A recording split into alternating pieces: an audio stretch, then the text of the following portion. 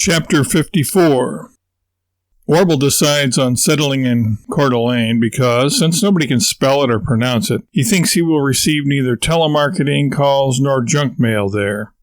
After all, what telemarketer wants to suffer the embarrassment of being laughed at when saying, "Let me make sure I've got your address right, blah blah blah, Cowardly Lion, Idaho."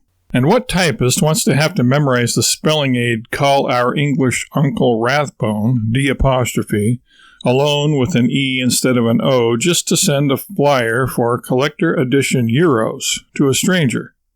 Nobody. So Warble thinks he can hide in the Lake City, as Coeur d'Alene calls itself, and remain undetectable to his pursuers until he unveils his next ingenious plan, which he has already hatched, stemming from a dream he had during his extended slumber the night before. Then he will be completely safe once and for all, due to his unparalleled fame, which will accrue to him as a rightful reward for his world-beating, earth-shattering innovation. Entering Idaho from Washington, the McGorkles stop to eat at the first citizen page they see, next to the Hot Rod Cafe in Post Falls.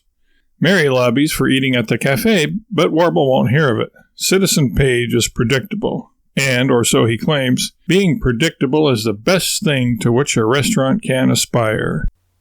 While eating his cheeseburger and fries, Warble peruses the penny pincher and local advertisement paper. He finds a likely-sounding house for rent on Dragonfly Drive in Coeur d'Alene, a 4-level, 3-bedroom home, with a den to boot, on .314 acres. Warble, why do we want a house with 3 bedrooms? We only need 2, and only then when I'm really mad at you. You're failing to take into consideration, Mary, that we will be having frequent guests, heads of state, celebrities, athletes, musicians, in other words, the rich and famous and powerful. Why would they be staying with us? Mary asks. Why, you ask? Warble repeats. Because we are so generous and hospitable. That is one of our collective traits. I see, Mary replies, although not really agreeing with that assessment. What I meant, though, was, why would they want to spend the night with us? You sell me short, my darling wife, Mary, and yourself to boot, although you seldom wear boots. Tell me, Mary, do you trust me? No. Warble takes another tack. Mary, what's the opposite of no? Yes. Good. You have every reason to, because I, Warble Poundcake McGorkle, am about to found the next big thing.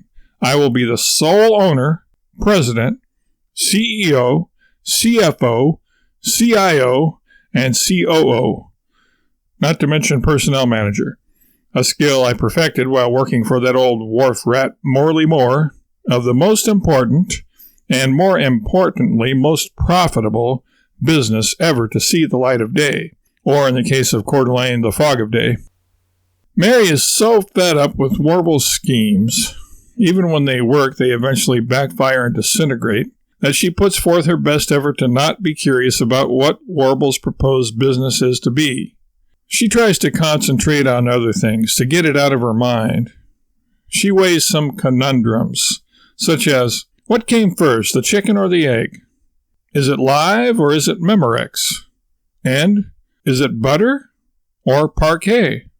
As intriguing and involved as these mysteries are, she finally gives in. Warble's plan keeps invading her mind. What came first, the chicken or the egg? I wonder what Warble's idea could be. Is it live or is it Memorex? What does Warble have up his sleeve now? Is it butter or parquet? Is it possible that this time his plan will really succeed and remain successful? Mary can't take the suspense anymore. All right, Warble, you win, she says. What is it? What is this business of yours that's so all-fired great, important, and lucrative? I thought you'd never ask, Mary. Bio companies are all the rage nowadays. Cracking the DNA, unraveling the human genome, cloning sheep, woolly mammoths, and Elvis. But those companies, Warble says, pointing his index finger at Mary, are run by geeks who just like the challenge of finding all that stuff out. My bio company is going to make practical use of that sort of information. Biotrans will let people be what they want to be. who they want to be is a more accurate way of describing it.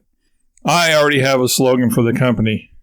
Change your life, or someone else's, with Biotrans. Mary stares at Warble for a couple of seconds, slurps up the rest of her milkshake, and asks, "And what exactly will Biotrans do that will be so helpful?" Warble smiles wryly and slyly and leans across the table. He whispers, "Personality transplants, Mary, personality transplants. The possibilities are endless." Mary, to her credit, does not experience a myocardial infarction at hearing this bit of news. She kind of hopes, though, that Warble will be his own first customer. If the transplants really work, that is.